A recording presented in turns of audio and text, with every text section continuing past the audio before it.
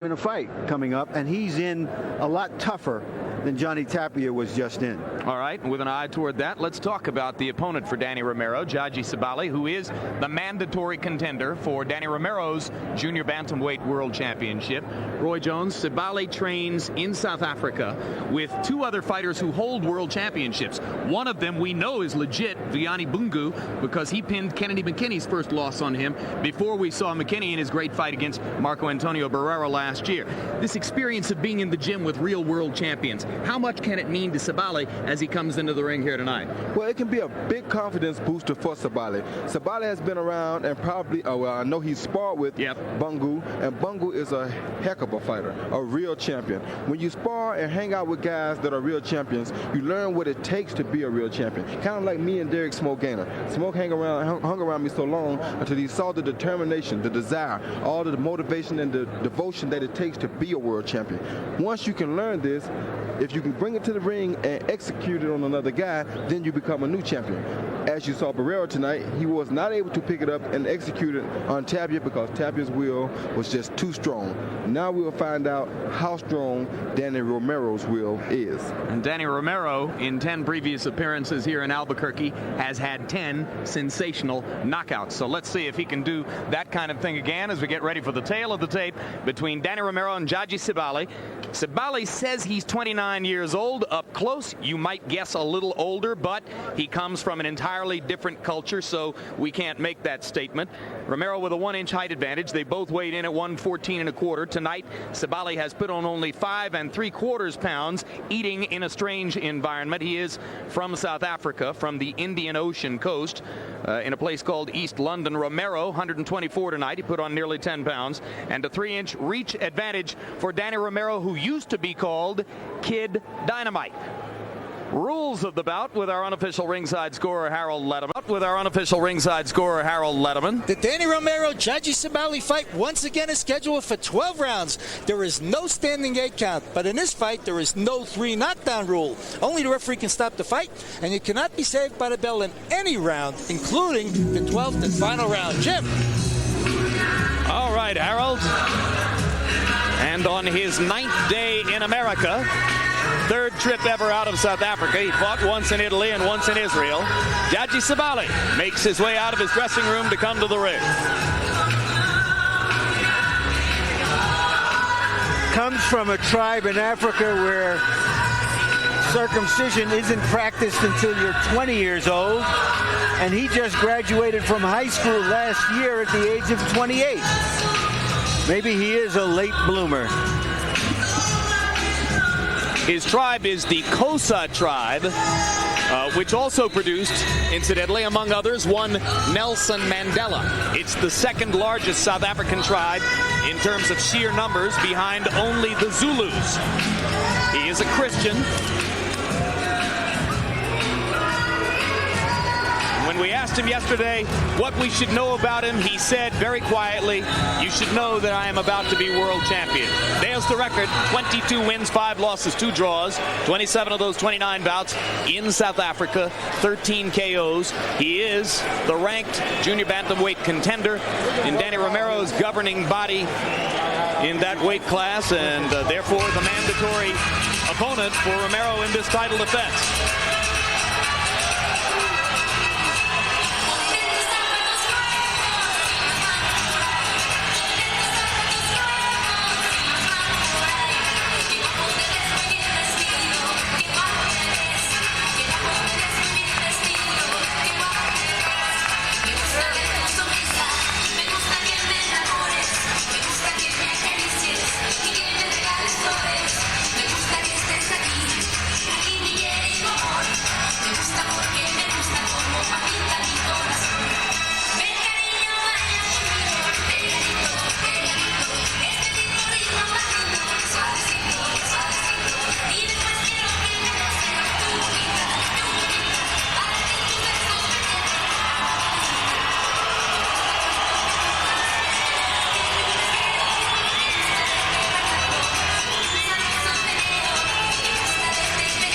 Romero preceded into the ring by his father, who has controlled every step of his career. You see the sensational record in his only loss in September of 1995.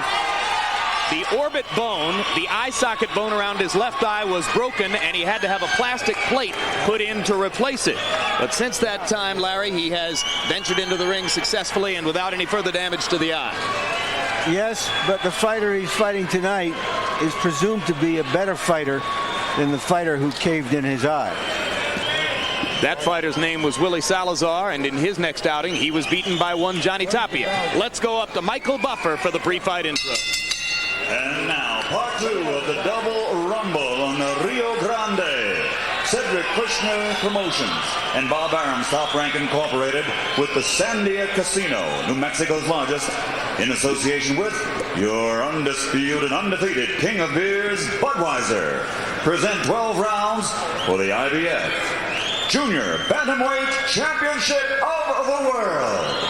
Sanctioned by the New Mexico Athletic Commission Chairman Jim Boggio and the International Boxing Federation President Robert W. Lee Sr., IBF Supervisor Darrell Peoples. The 3 judges scoring this contest on a 10-point must system are Jim Ash, Frank Skilbred, and Adelaide Triplett. And when the bell rings, the man in charge of the action, your referee, Larry Chavez.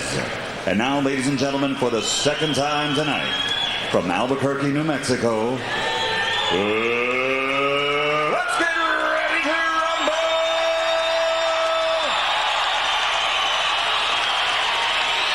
In the blue corner, wearing red and white and weighing 114 1/4 pounds. His professional record, 22 victories, 13 by knockout, against 5 defeats with 2 draws. Ladies and gentlemen, from East London in the new South Africa, here is the IBF #1 ranked challenger in the world, Jaji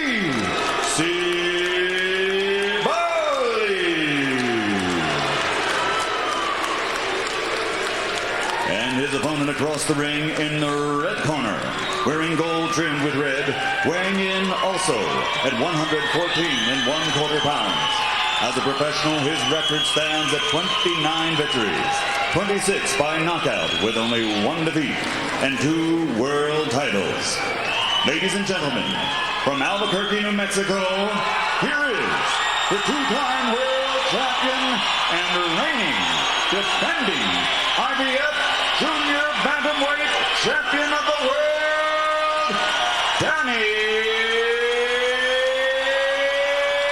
Romero.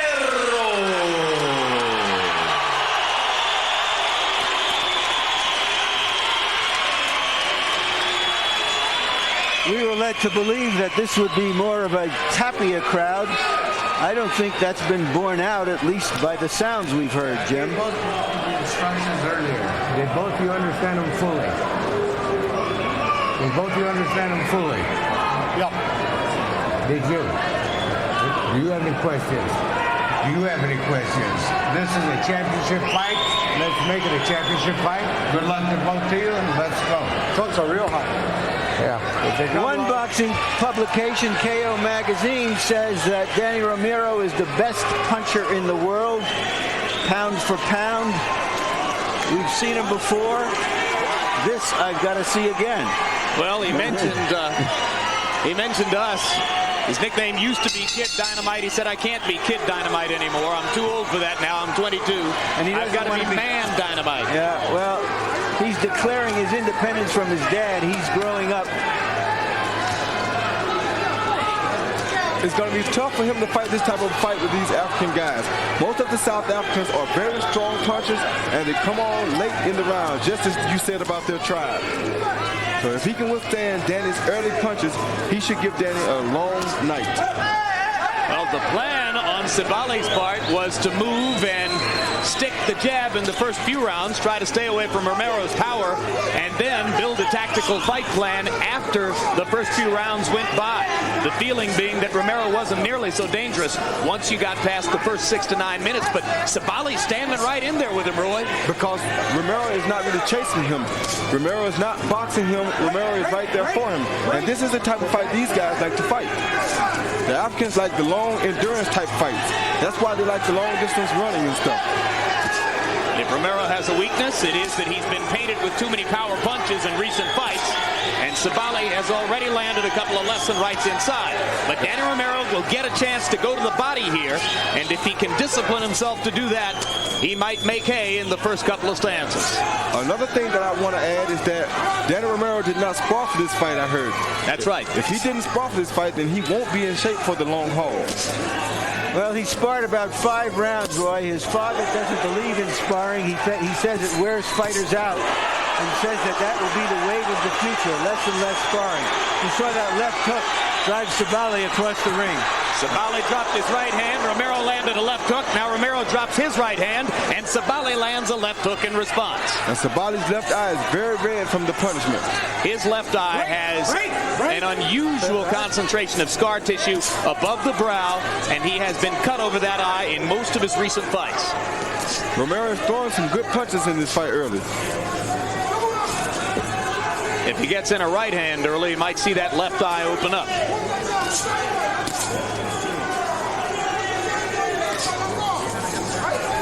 Romero with pretty good head movement right now. That was a good right hand by Sibali. Bring it up. Step back. Step back. When I say step back, back. Another good right hand inside by Sibali. And Romero comes back with a left hook. Oh, and a hard right hand. Romero needs to keep his left hands a little higher after he punches. When he throws his left hand, he brings it back to his chest. This is how Sibali is landing that right hand over the top of it. Round 1 has been a counter-punching festival for both Romero and Sibali. And as we go to Jaji Sibali's corner, our own Kosa tribesman who will do the translating there is Buyani Gobodo. You feel all right? You feel okay? You feel okay? Keep your hands up. Yeah, keep your hands up. Punching. Keep punching. Keep punching.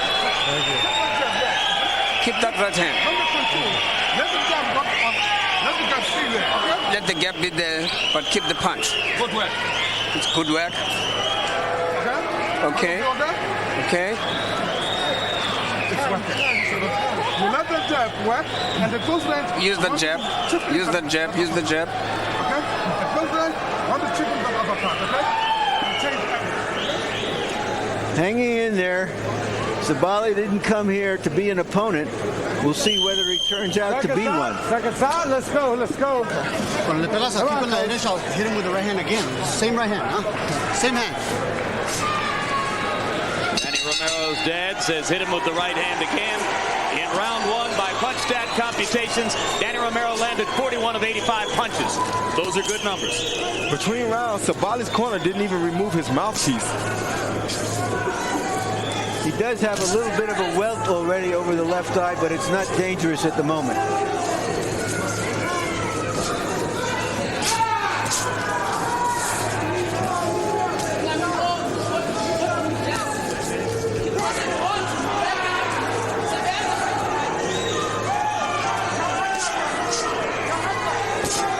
Sibali is showing a lot of respect for Danny Romero's punching power. Romero landed 17 of 42 jabs in the first round. He goes back to work on the jab here in the first minute of round number 2 and digs to the body with the left hand.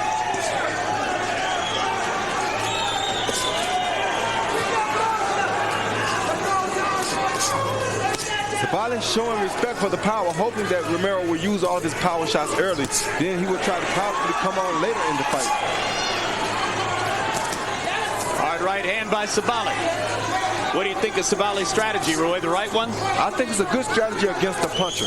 If you use your head against a puncher, go out and make him punch hard early, then you can fight him more in the later rounds. He also has to dig to Romero's body some to try to weaken him. Romero coming up and under with the left hand. Has been digging it to the body himself. And now he goes back to sticking the jab. Excellent body work by Romero. Break. Step back. Step back. Step back. Right hand lands across the top again for Romero. Sibali coming back with counter shots to the body. Romero looking for another chance to land the right. He got in one more and now straight left.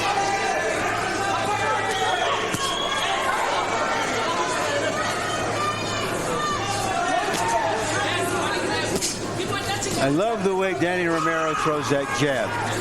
That's a weapon for him. It's not a feel-out punch. And you can often tell what a fighter is made of by his willingness to commit behind that jab.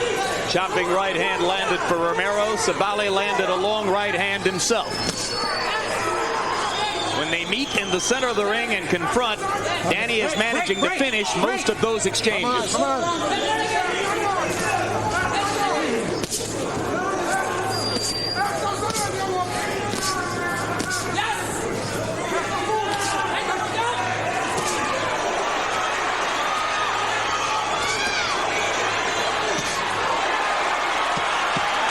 10 seconds to go in the round. Romero landed the roundhouse left hook that excited the crowd, but maybe more effective was the right hand to the body with about 5 seconds to go in the round.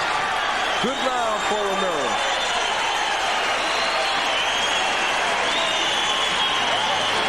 Armadito. You're throwing the right hand, but you're picking it up to hit him on top. Just keep it here. Boom. Boom, okay? Don't pick that elbow up. Just calm down. Yeah. You know, he's blocking it. He's trying to block it. Yeah. Okay? Just keep throwing it. He's starting to roll it, huh? Okay. Just keep throwing it. He won't block all of it. Okay. He's starting to slow down. Okay. Okay.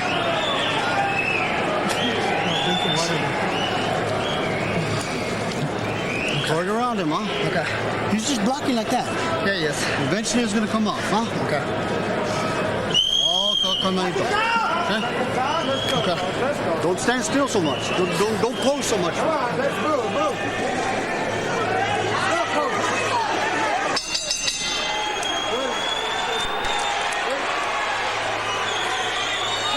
Through the first 2 rounds, our CompuBox punch counters have Danny Romero landing nearly 60% of his power shots. There's another hard right hand that landed flush right on the target, which is Sibali's left eye. Left hook backs Sibali up. Romero goes in for the attack.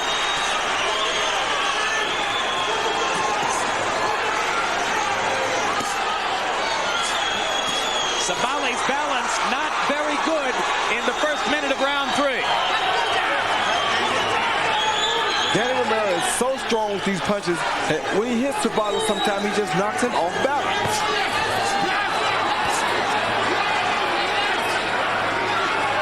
Hopefully he won't get too overexcited and use up all of his energy early with the big shots, though. Big shots require twice as much energy as the smaller, sharper shots.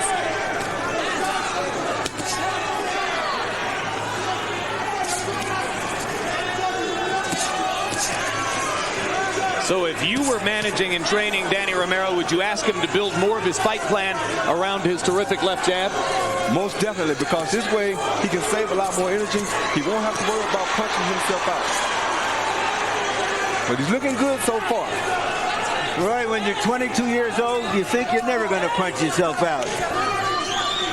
Yeah, and it's the 26 knockouts and 29 wins that make him a star. If you use the jab, you can get this knockout a lot easier. Those type of punches won't come out because you set up an opening with the jab. Then you won't have to use so many power punches to get the knockout. Hard right hand landed across the top. Sibali is taking these thunderous punches pretty well. But Danny is landing with increasing accuracy on his power shots.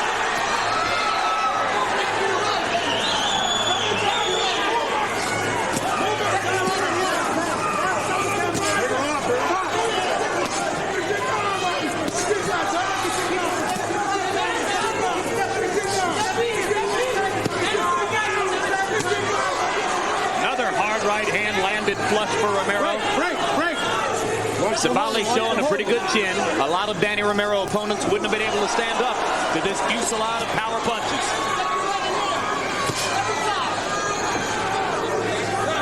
Romero feinting to the right and then trying to come back upstairs with the right hand. He feints to the right to try to make Sibali step to the left and catch his foot in the air while he's stepping and hit him with the right hand.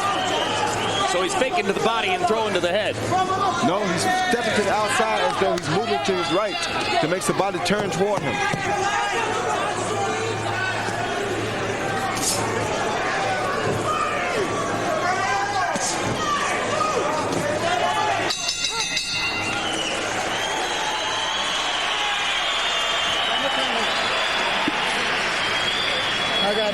got to slip that jab, step to the right and hit him. Real high. But if you go over there, you'll see it. You'll see it all. Okay? Okay. Don't try it too much. Okay. Once in a while, step over there and feint. Okay? How you feel? Yeah. You're trying too hard with the left hook. Yeah. Just let them go. Just let them slide. Okay. He's got a good jab, but you got to slip it. You got to slip his jab. Okay. Get close to him. Get close to him. Don't pull away. And keep that jab. Keep the jab. You hear me? Keep the jab. Stay close.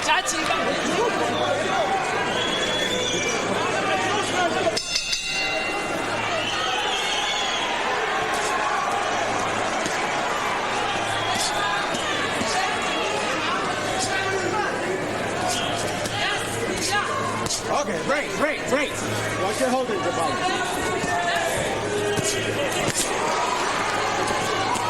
Roy, between rounds, Sibali's corner asked him to stay closer to Danny Romero.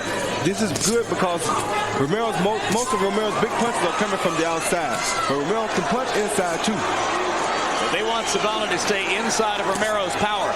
On the other hand, they asked him to keep pumping the jab too. Sibali getting tattooed with right hands. And I thought it was a jab that drove him back. I could be mistaken. There's a left hook that drives Sibali back again.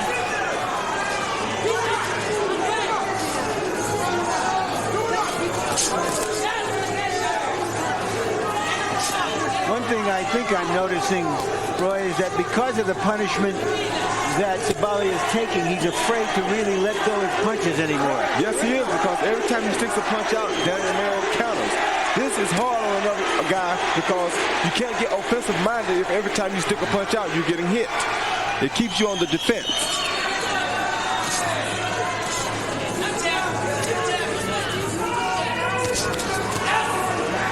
Romero is showing very good condition for a guy who didn't do much sparring. Break. Come on.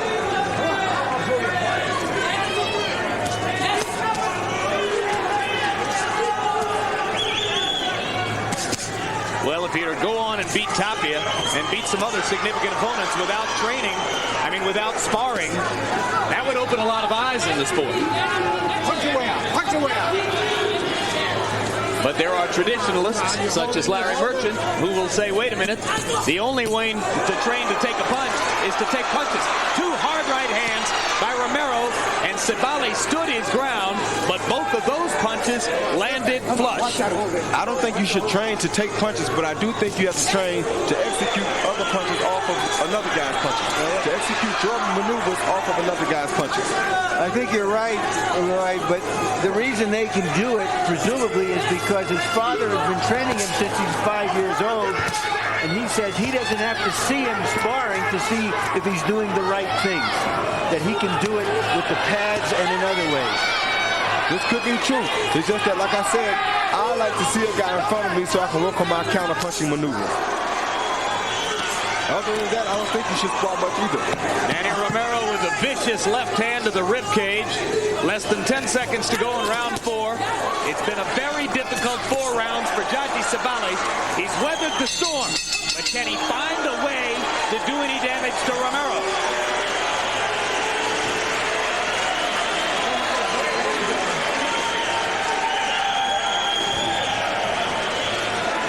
Harold, 4 rounds. Your score, please. Harold Letterman. Larry, quickly, 40-36, 4 rounds to nothing, Danny Romero. Larry, the reason I love this fight is the ring is 18 feet, 6 inches, and these guys are using 3 feet. It's like a fight being fought in the phone booth. They're standing in the middle of the ring, banging on each other, all hard shots. It's a real action fight, but Romero's out punching them. You're trying too hard.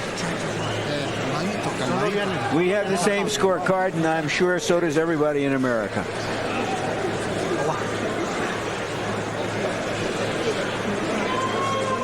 There we see a cross that will be followed by a jab as you see Sibali being driven backwards. In the last 2 rounds, according to our punch stat counters, Danny Romero has largely dispensed with the jab. He's only thrown 19 of them in the last 2 rounds, but you see how well the body attack is working, and those right hands to the jaw and the face of Sibali are landing with alarming frequency.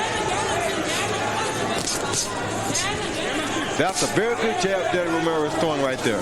That's the way I think he should be setting up his power shots.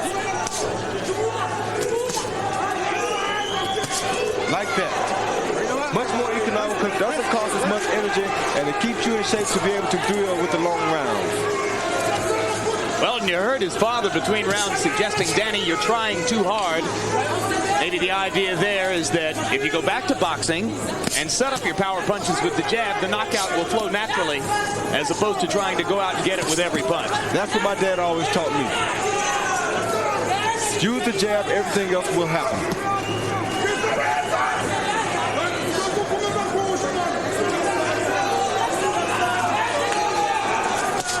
Like that.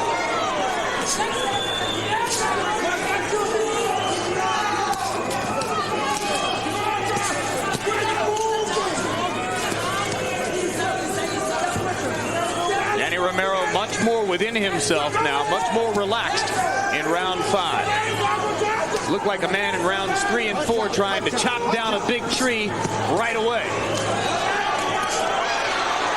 Now he's just taking advantage of the opportunities that are presented to him. He's throwing some very good combinations together here, but like I said, his conditioning will be the major part in this fight. I don't think this South African guy is going to go down anytime soon. Does sparring affect stamina? Yes, sparring does affect stamina. This is where you get most of your stamina from. And I know Sibali has stamina because he's been sparring with Bungu.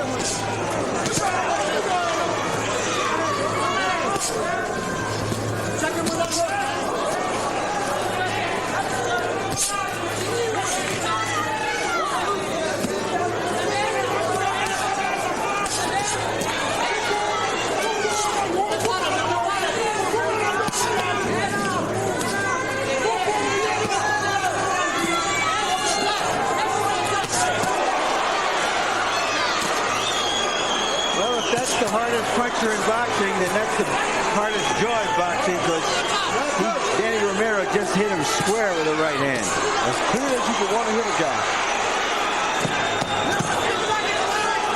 This guy's got some chin. I'm reminded of David Izanrate and the punishment he was able to take against David Tua before finally being knocked out in the 12th. Sibali has that kind of chin. Yes, he does. Don't rest, don't rest. Keep getting him, he's tired. Don't rest, get into him, he's tired. He's tired. Keep working, keep working. Keep working. Keep working.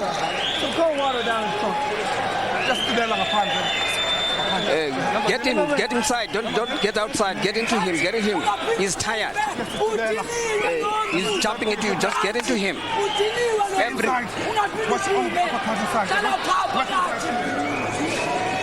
Here we see how Romero punishes Sibali high on the temple.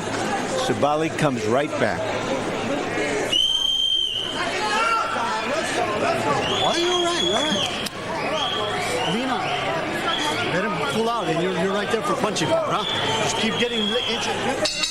Judging from the way that Romero is fighting this fight, the Tapia fight would turn into World War number 4. In case you've just joined us, you are watching a 115-pound war in Albuquerque, New Mexico, between champion Danny Romero and top contender Jaji Sibali. Romero from here in Albuquerque, Sibali from South Africa. Earlier this evening, in the first half of a doubleheader, another Albuquerque fighter, another world champion at 115 pounds, Johnny Tapia, got a third-round technical knockout over Jorge Barrera. If Romero can follow suit and win this fight, then all odds are that Tapia and Romero will face off later this year. And now Sibali is in a little trouble, maybe more so than at any other time in the fight. It was another explosive right hand. And the left hook. Romero seems to be working on his inside fighting game, and he's doing a very good job of it. Watch your head, watch your head. There he's using the small shots to set up a big shot. Two more sensational right crosses across the top, and now Sibali is holding on, something he has not done before. Oh, excellent left uppercut by Romero. And another right hand lands flush. There are not too many guys who can take this. Sibali won't take too much more of it. This is a power punching display extraordinaire by Danny Romero. Eventually he's going to wear this guy down if this guy keeps getting caught with these big punches. Well, there's blood on Sibali's face now, and you have to believe it's probably coming from above the left eye, where he's so prone to cuts. I think it's coming from his nose. You do? Yep. I think you're right, Roy. He just caught Danny with a good right hand that slowed Danny for a minute.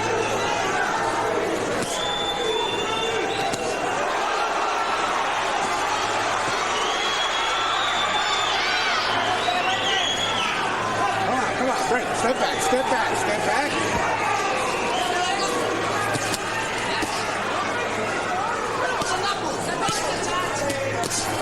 Oh, what a there he goes. Right hands, and down goes Sibali.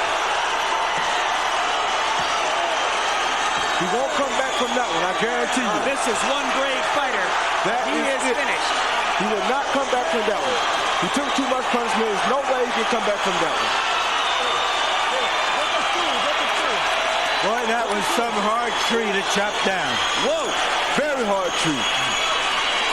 A ton of credit to Sibali for his courage and his chin, but what a display of power punching over 5 rounds by Danny Romero.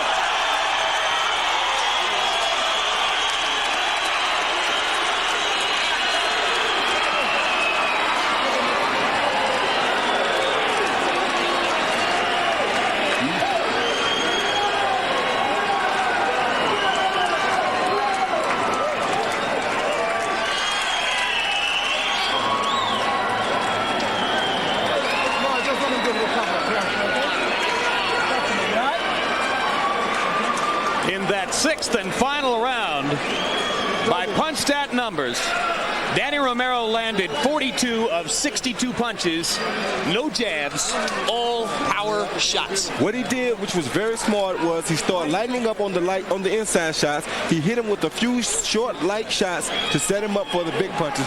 Then he cracked down on the open shots that he knew were going to be there. This is what I mean by being economical with the jab and the lighter, sharper punches to set the big bombs up. That way you don't wear yourself down and you get the job done still. So he showed brains as well as bombs.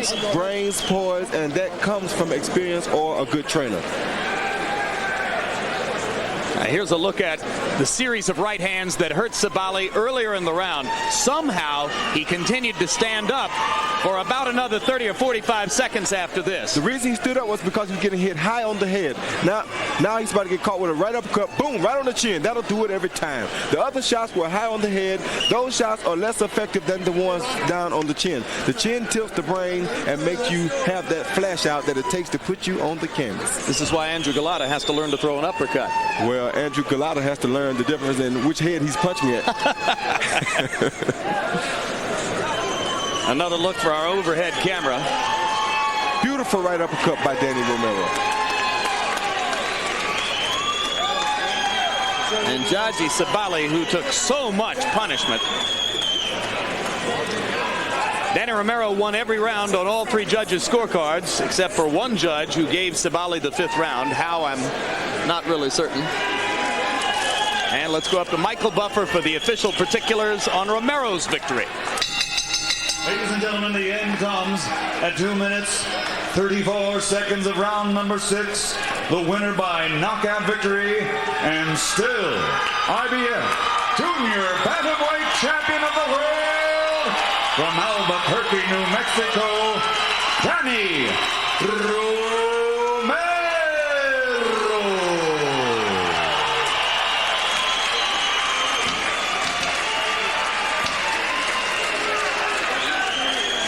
Final punch stat numbers in Romero versus Sibali.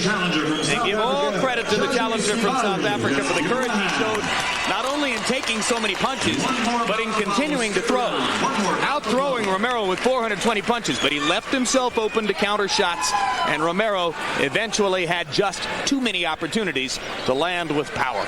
Let's go to Larry Merchant. All right, thank you, Jim. Congratulations, Danny. Was that just target practice for you, or was he a really tough kid to go at? The guy was real crafty. He practiced to get away from my right hand, so we had to tear him down with body shots, and I just wanted to be real careful with everything what I done, take my time. I got 12 rounds and dispose of them like how I did. All right, let's go to Johnny Tapia now that we know that fight is going to happen. We presume it will happen. See what happened tonight? It'll happen the same way. The same way it's going to happen. He don't want none of this. He was yelling after that fight, "I want Danny, I want Danny." Why do you guys want each other so badly? You know, one of the whole thing is this is the right time for me. I got to dispose of a little gnat that has been all over me, so it's time to get rid of it. There's been some question of whether that fight could be held in Albuquerque because it inflames such passions.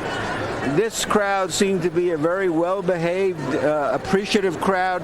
Do you think now that it could be held here? I told you that, you know, when we had the meeting before, that I think the media has really thrown it all off of what it really should be. This is the event. Two competitors with tremendously great talent, and one's going to come out victorious, and that's me, and the crowd has nothing to do with it. So you want the fight here in Albuquerque? Oh, definitely. I mean, there's a lot of, stuff going around. It doesn't matter. We can fight in the backyard if we have to. Thank you. I don't think you will have to do that. Jim? All right, thanks very much. And let me echo, incidentally, what Larry suggested in there. I saw no reason here tonight why this fight couldn't be held in Albuquerque, New Mexico. I mean, if somebody thinks there's a problem, they know more than we do. But this was a great crowd, huh? A very good crowd. I think the fight should be here. The crowd deserves it. These are two guys that they have supported. The crowd, the fans are part of the main reason that this fight is going to be such a big fight. They deserve this fight. They just have to conduct themselves in a way that, hey, we have two champions. We've been blessed with two champions. We've been blessed with double talent. Now let's put it together and find out who truly is once and for all the best. And you, big guy, get to be the first to handicap the fight. What would Tapia Romero look like, and who would have the advantages? It would look like World War III, and I don't know who would have the advantage. Oh, well said. Very diplomatic. I can only speak on Roy Jones's hand. Now, come March 21st, that's a different story. Yes, you'll be fighting Montel Griffin. Are you in shape? I can tell you who will have the advantage then. Yeah, I know. All right.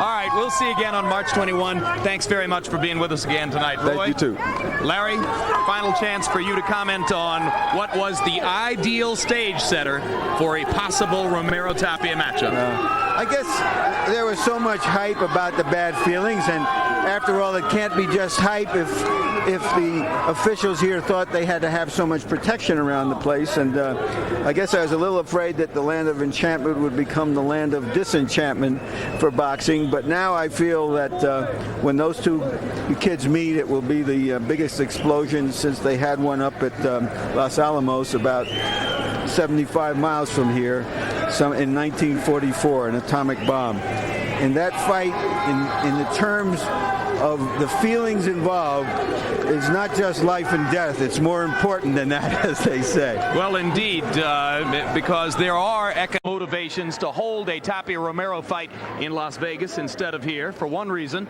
there would be considerably less of a tax burden to be attached to both purses, and therefore potentially more profit for both fighters. But the governor of New Mexico, Gary Johnson, is offering support to a bill in the state legislature which would create tax breaks, a tax recession in effect, that would allow the fight to take place here. That's how deep the feeling is in New Mexico about Tapia Romero. It belongs here. It might be the biggest sporting event they've had here in the memory of man.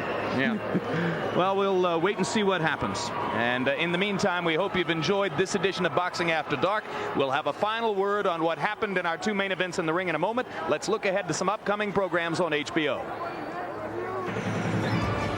The Second Civil War. Military leaders square off. Two military commanders facing each other across a gulf of human passion. There's something compelling, something eloquent about those two. I'm ordering you to remove this roadblock. Blow it out your ass. Go find your mama. Whatever. Stay tuned for breaking news on The Second Civil War. Premieres Saturday, March 15th at 9 p.m. only on HBO. The sweat, the triumph, the tears, flickering images, larger than life, crystallized in time. This field, this game, is a part of our past. It reminds us of all that once was good, and it could be again. Filtered through the prism of the movies. For one magic moment, we are transformed. We just love that. We love the idea of the little guys being able to overcome. Sports on the silver screen. Premieres Sunday, March 16th on HBO. And as we mentioned, our colleague Roy Jones appears here in 2 weeks, matching light heavyweights credentials against another 175-pound unbeaten fighter, Montel Griffin. Also on the card, former United States Olympian David Reed makes his pro debut in his first fight since having won the gold medal in Atlanta. April 1, don't miss an HBO Sports special, a preview of the upcoming Pernell Whitaker-Oscar De La Hoya matchup. We'll check in with both fighters to give you the lowdown on how the biggest little fight of the year, the biggest fight in the welterweight division in 16 years, will turn out. And finally, premiering Monday, watch Real Sports with Bryant Gumbel. This episode studies women boxers. Are they legit or simply a sideshow? And we'll profile Wake Forest's Tim Duncan. Tim, you don't get to stay in school after this year. You gotta go pro. And although Wake is struggling, Duncan is sure to be the top pick in the upcoming NBA lottery. Don't miss it. Earlier tonight, Johnny Tapia scored a third-round technical knockout, a minute and 58 seconds of the third, over his opponent, Jorge Barrera. Opening statement on the path toward a possible matchup with fellow Albuquerque native Danny Romero. Tapia getting yet another win in his lengthy career. And Danny Romero got the 30th win of his career as he retained his junior bantamweight title with a sixth-round knockout of the very courageous Jaji Sibali of South Africa. Sibali weathered the storm for 5 rounds through a lot of heavy punishment and finally went down on a Romero right hand.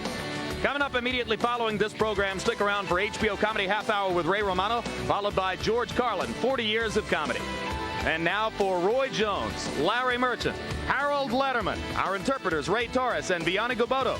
I'm Jim Lampley, saying goodbye from the land of enchantment, Albuquerque, New Mexico. The executive producer of HBO Sports is Ross Greenberg. Tonight's coverage of Boxing After Dark was produced by Dave Harmon and directed by Mark Payton. The associate producers were Adam Berger and Dave Leibson. Assistant to the producer, Lisa Bennett. The production manager was Mark Hayden, and the technical supervisor was Bob Hunter.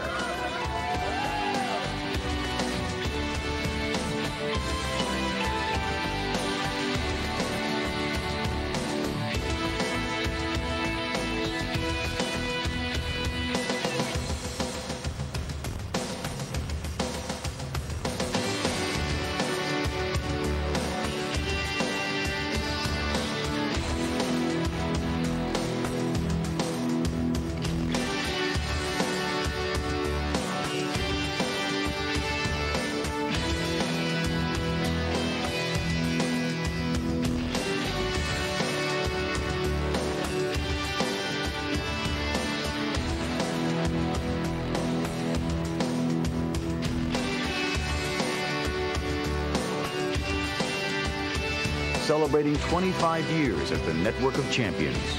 This has been a presentation of HBO Sports.